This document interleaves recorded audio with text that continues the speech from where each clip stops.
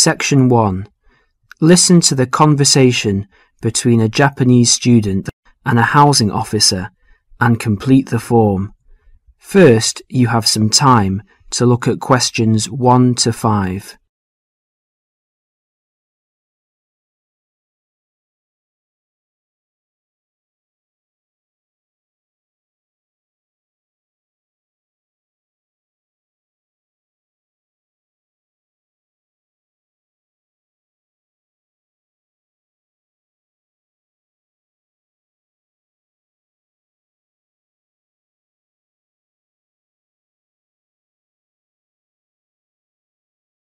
You will see that there is an example which has been done for you.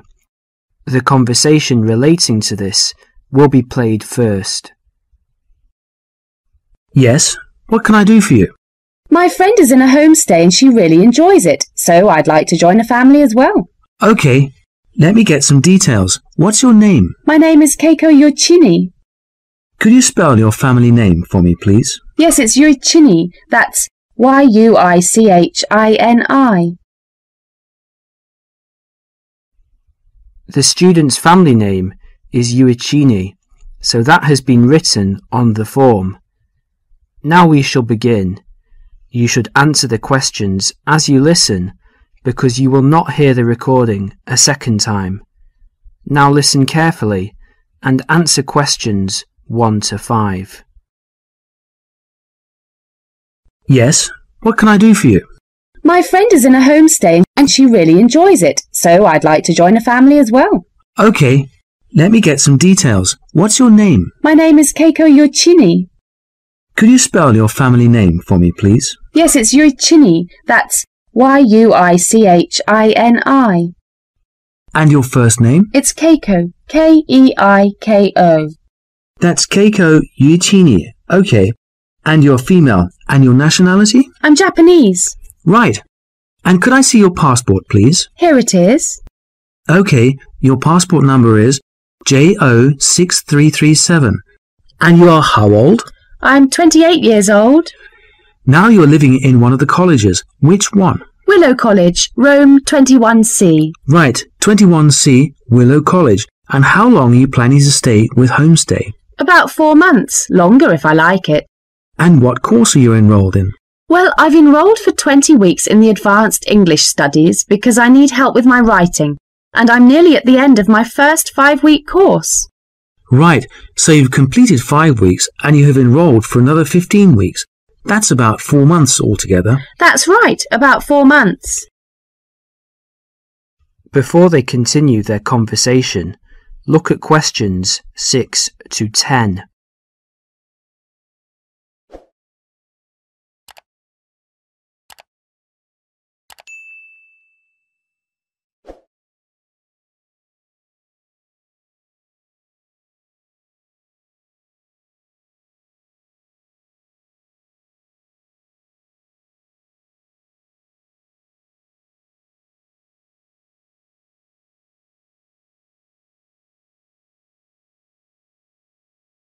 As you listen to the rest of the conversation, complete the form by filling in the numbered spaces 6 to 10.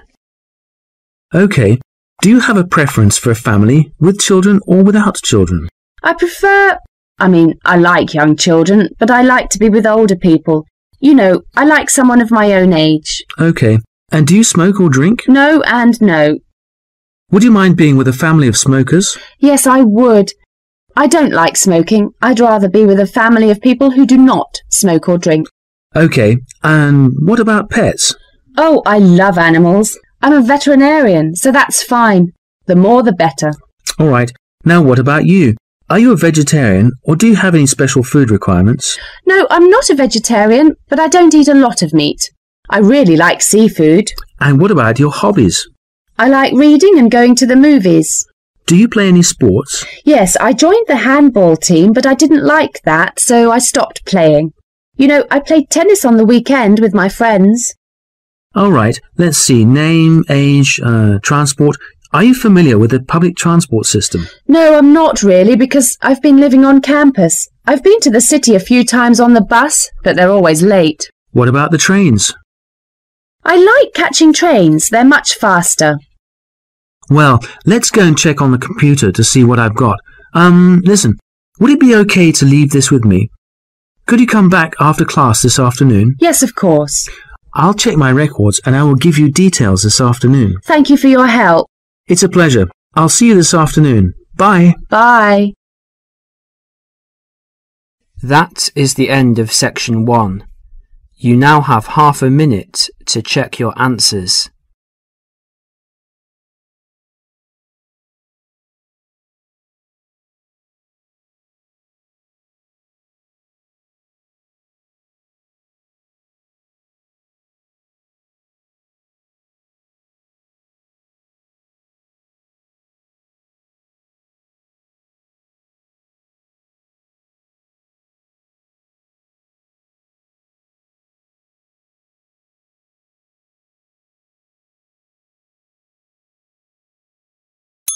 Section 2.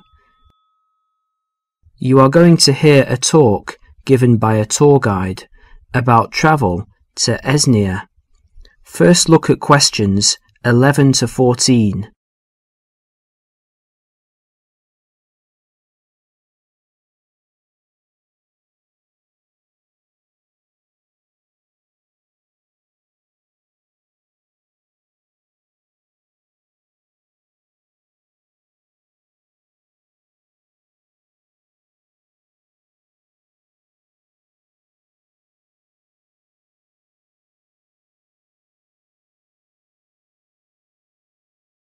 As you listen to the first part of the talk, answer questions 11 to 14. Hello everyone. As you know, this agency has specialized in tours and independent travel to Esnia for over 20 years. It's a magnificent place to visit, but it's not always as easy or as comfortable as it might be. So this tour is designed to help you handle the bureaucratic hassles and give you time and energy to enjoy the beauty of this breathtaking country. The first hassle is visas. Nowadays, Esnian visas are needed by almost all nationalities. The normal visa lasts for just 90 days, but a renewal is possible. It is worth leaving yourself plenty of time when applying, or I suggest, from experience, 2 months. That should do it. The latest confirmed price is £30, but it should be noted, and a lot of our regular travellers tell us that the price may change without notice and hold up visa processing. So ring up the Esnian embassy and check the price before sending out forms. Now, for those of you who are intending to take Esnia as part of a longer tour and want to wait till you get to another country, do remember that some Esnian consulates in neighbouring countries require you to provide a letter from your own embassy just to confirm your nationality. You can find a list of major embassies throughout the world in the student handbook on page 13. Oh, and one more thing. Check whether you need a multiple entry visa if you're leaving and re-entering Esnia on your tour. Before the talk continues, you will have a chance to look at questions 15 to 20.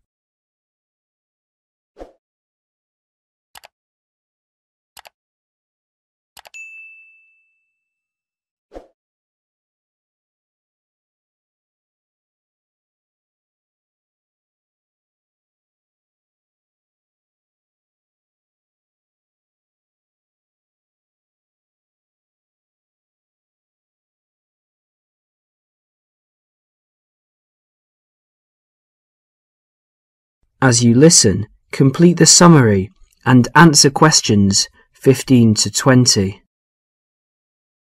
Now, some miscellaneous general advice. Firstly, if you're rich enough to bring in over $1,000 in cash or traveller's checks to Esnia, you need to fill in the currency form. Don't forget this. You could get into trouble if you do. You must declare all of your items and more expensive items, such as video cameras, on the tourist export form, which you can arrange to carry in advance. Regarding health regulations, although Esnia is becoming a generally healthier country with every passing year, neighbouring countries remain cautious with regards to health standards there, and therefore it is worthwhile carrying a health certificate. The one you need is the BM276. Now all of you here are students, and there will be plenty of concessions for young people travelling in Esnia. The Esnian Transport Authority, for example, issues a special youth fare card which you can get in any railway station. Just show your international student card. Information about getting this is in the handbook, and give 2 passport photos. And by the way, because there is so much bureaucracy in Esnia, we advise you to take at least 12 passport photos with you. They're not always easy to get done there. Finally, a bit more about currency. Pounds won't get you very far in Esnia these days, so they're no good. We advise people to carry either yen or Australian dollars. US dollars are starting to cause difficulties because of political disputes. Another surprise is that credit cards are virtually useless because of fraud scandals.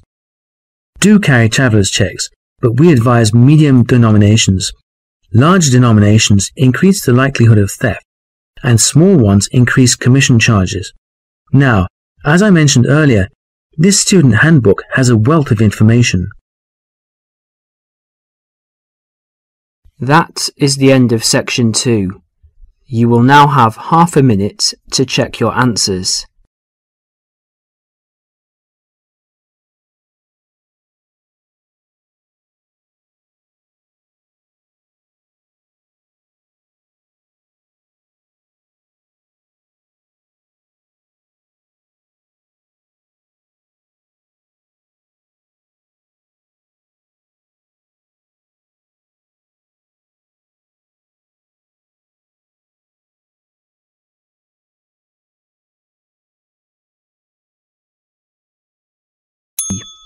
Section 3.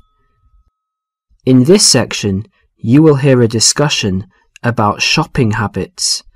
First look at questions 21 to 24.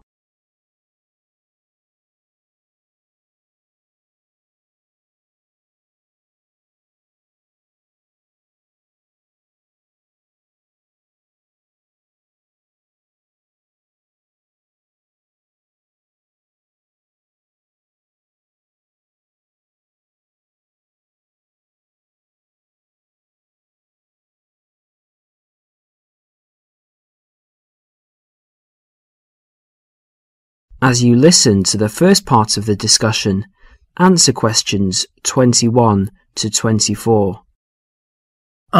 Excuse me. I wonder if you'd mind answering a few questions. You see, I'm doing a project. Fine, what's this on? Well, I'm looking at the people's shopping habits. Okay. Can I ask you, first of all, are you a student? Well, I was a student here last year, but since then I've left, and I'm working in a bank now as a cashier. I just came to see a friend. Oh, that's okay. So how often do you go shopping? Oh, I buy a lot of books. Should I exclude books? Oh, if you leave books aside, what about shopping for all of your personal items, study things, and that sort of thing? Okay, because I go to the supermarket almost every day, it seems the other things, I'd say, I tend to do it every other week. And do you spend the same amount each time? I guess so.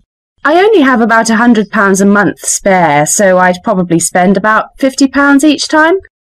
What sort of shops do you like best? The department store or the small retail outlets? Oh, I like big department stores, so everything's in one place. The weather's so bad, so it's a bit miserable trudging from one little shop to another. Great. What do you find most difficult to buy? What do you mean?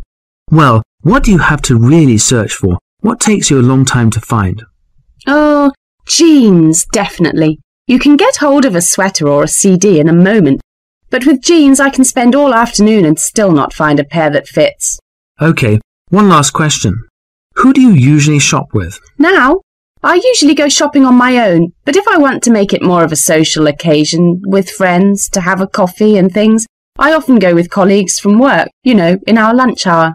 Well, thank you very much. You've been very helpful. No problem.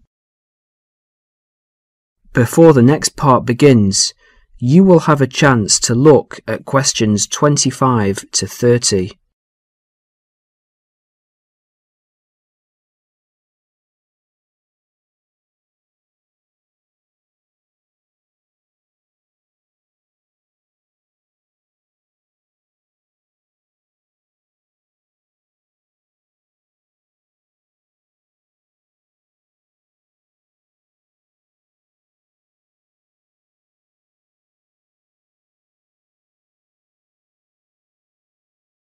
As you listen, answer questions 25 to 30. Hello, Dale. How did you get on with your shopping inquiries? Well, I got 50 people to answer questions and the results were quite interesting.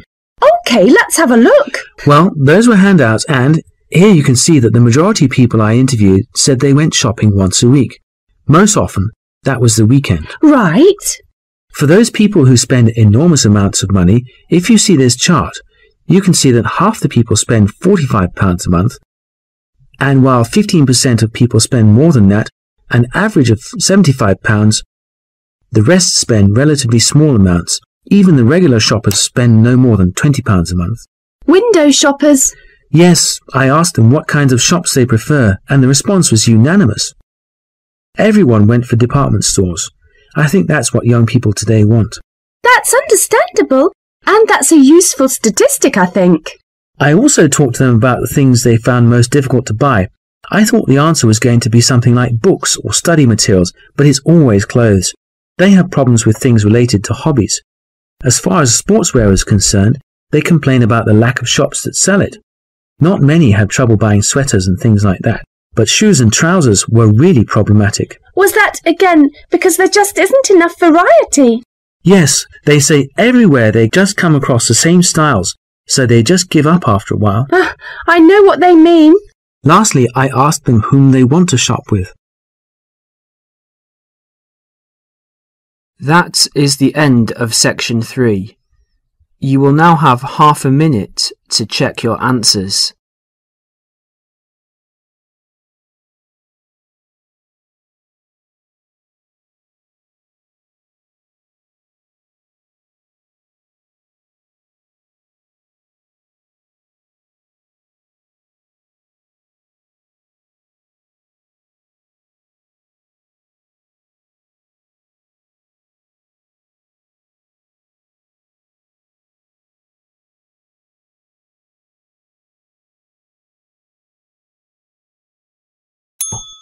Section 4. In this section, you will hear a lecture about study and answer questions 31 to 40. First look at questions 31 to 40.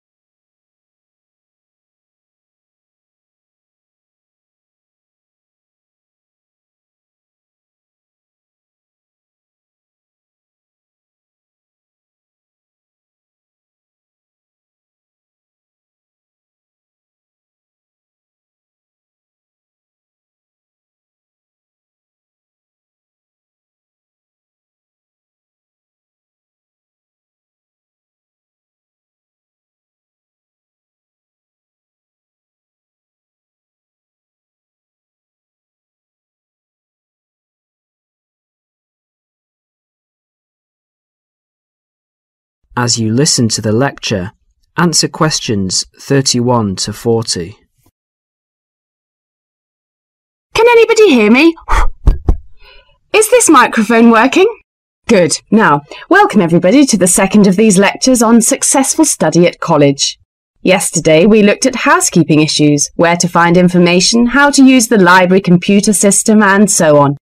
Today we're going to cover an issue that will be vitally important to you all throughout your time here at college, and that is time management.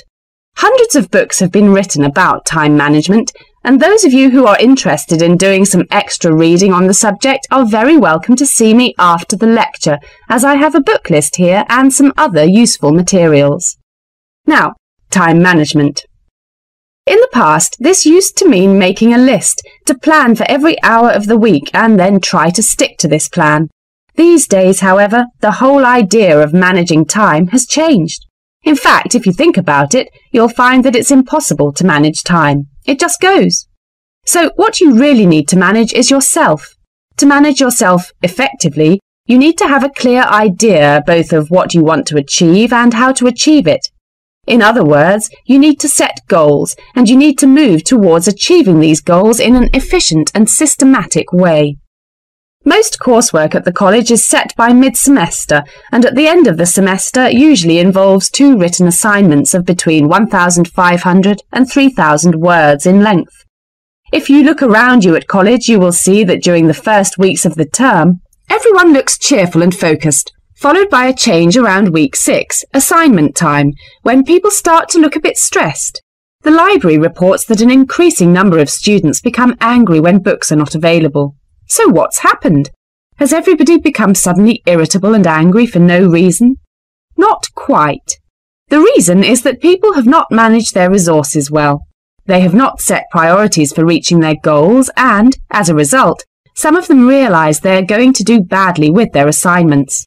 This will not be because they lack intelligence or love of the subject. They will fail because they did not have a clear idea of what they have to do and how long it should take them. Let's step back a minute. What do we mean by establishing goals? Well, basically, it means deciding what you want to achieve. In other words, deciding on the results that you want to achieve. The students that I've mentioned found themselves very stressed, mainly because they have an assignment to do. But they did not fully think through the effect that this would have on their day-to-day life. There's an awful lot of spare time in a day. For example, if you manage to spend some of that time, even just 1 hour, on an activity that helps you with your study, that 1 hour could have a major impact in your course, particularly if you make it a regular habit. I'd like to ask you now to have a look at the planners in your information kits. You will see that there are 3, 1 term planner, 1 weekly planner, and 1 daily planner. The term planner is to help you get an overview of everything that you will need to do for the term. The weekly planner is to help you week by week, and the daily planner will help you with the really detailed planning. Before we go any further, I would like you to make a note in your daily planner right now. I want you to picture how you could make a major difference in your life by spending just 1 hour a day on some activities for the next term. Background reading, for example, or preparing a bibliography. Now imagine the benefit at the end of the term. The term diary and the weekly diary are the most important ones. However, a week is really the shortest time you have to establish an overview of your time for planning purposes. Now you need to set priorities for the term. Work out how you could achieve those priorities and the results that you desire. If you can get into the habit of planning like this, you'll soon find that you've actually had more time than before to spend on relaxation and other activities that you enjoy. Now let's share some of the ideas that you've come up with. I'll divide you up into groups to share your ideas. OK. That is the end of section 4. You will now have half a minute to check your answers.